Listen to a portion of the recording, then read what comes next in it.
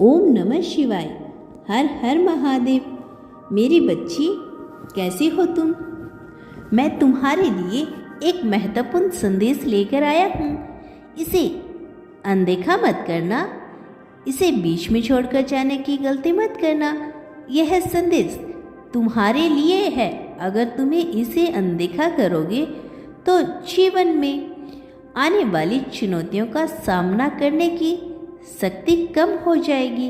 इसीलिए इसे दिल से ध्यानपूर्वक सुनना, ग्रहण करो और भगवान शिव के प्रति अपनी शक्ति और विश्वास बनाए रखो। मेरे प्यारी बच्ची, महादेव जी का आशीर्वाद हर उस व्यक्ति के साथ है जो पूरी श्रद्धा और विश्वास के साथ महादेव जी को विश्वास करता है, भक्ति से उनकी शरण में आता है। तो मेरे बच्चे, यदि तुम अपने महादेव जी पर विश्वास करते हो तो वीडियो को लाइक और चैनल को सब्सक्राइब कर लेना। और यदि आप महादेव जी के अति प्रिय भक्त हैं तो वीडियो को शेयर करना मत भूलिएगा। मेरी बच्ची, वह तुम्हें बहुत याद कर रहा है और याद करके दिन रात वह तुम्हारे लिए बहुत रो रहा है। अब उसे तुम्हारे पास आने की इच्छा बहुत सता रही है।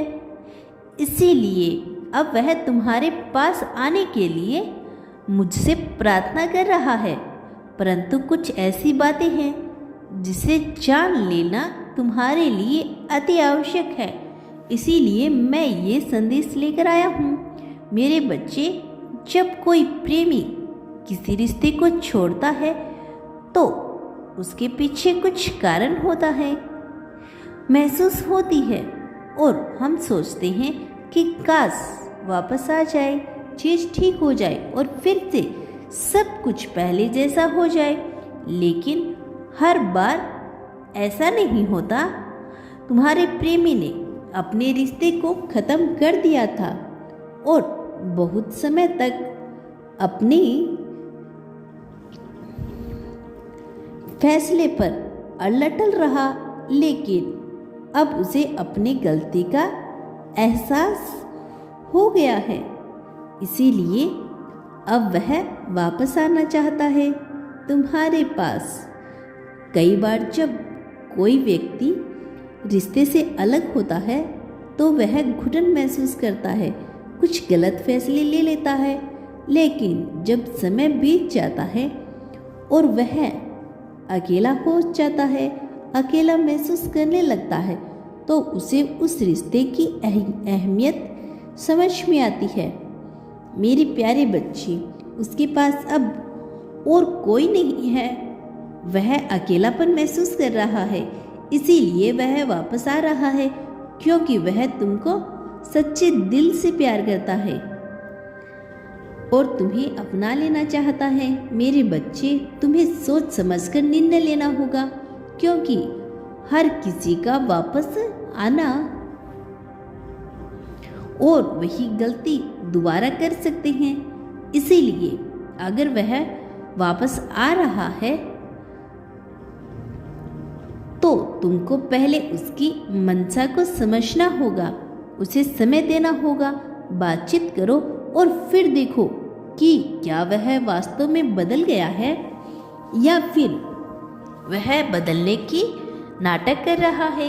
यह जरूरी है कि तुम अपने आत्मविश्वास को बनाए रखो। बहुत सोच समझकर फैसला लेना। इसीलिए वह आपके लिए कहीं मतलबी आपको फिर से रुलाने के लिए तो नहीं आ रहा। उसकी मंशा को तुम्हें जानना होगा। अगर तुम समझ पाते हो कि वह वाकई ही बदल गया है, उसकी मंशा सच्ची है, तो ही तुम उसे अपनाना। मेरे बच्चे, यदि वह बदला नहीं है और सिर्फ तुम्हारे आत्मसम्मान के साथ समझौता करना चाहता है, तुम्हें अपनाना नहीं चाहता, सिर्फ तुम्हें धोखा देने के लिए फिर से तुम्हारी जिंदगी में आ रहा है, तो मेरे बच्चे, तुम्हें अपने आत्मसम्मान की रक्षा करनी होगी। मेरे बच्चे, तुम जो भी निर्णय लोगे वह सही रहेगा, परंतु तुम्हें आत्मसम्मान नहीं खोना है। अगर तुम यह महसूस करते हो कि वह सच में बदल गया है और रिश्ते को एक और मौका देना चाहता है, तो उसे माफ़ करके उसे स्वीकार कर लेना और रिश्ते को मजबूती से संभालना। माफ़ी देने से न सिर्फ तुम्हारे दिल का बोझ हल्का होगा, बल्कि इससे रिश्ते में सीखने और सुधरने का मौका मिलना चाहिए।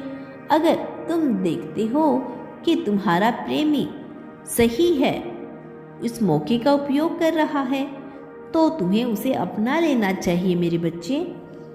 मेरा आशीर्वाद सदैव तुम्हारे साथ है। तुम जीवन में सदा खुश रहो, कभी भी खुद को अकेला मत समझना। सफलता तुम्हारे कदम चूमेगी, तुम्हारा कल्याण हो। जो भी निर्णय लो तुम उसे समझदारी से लेना। अपने रास्ते पर हमेशा सच्चाई और समझदारी से लेना। अपने रास्ते पर हमेशा सच्चाई से चलना। तुम्हारा कल्याण हो बच्चे। मैं जल्द लौटूंगा अपना अगला संदेश लेकर। हर हर महादेव। ओम नमः शिवाय। यदि